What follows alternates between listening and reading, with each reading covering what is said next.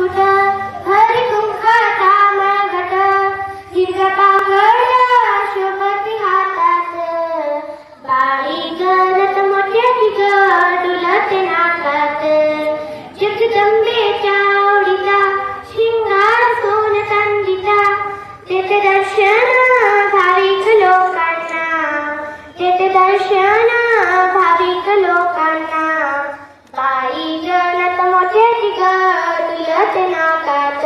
Thank you. नमस्कार.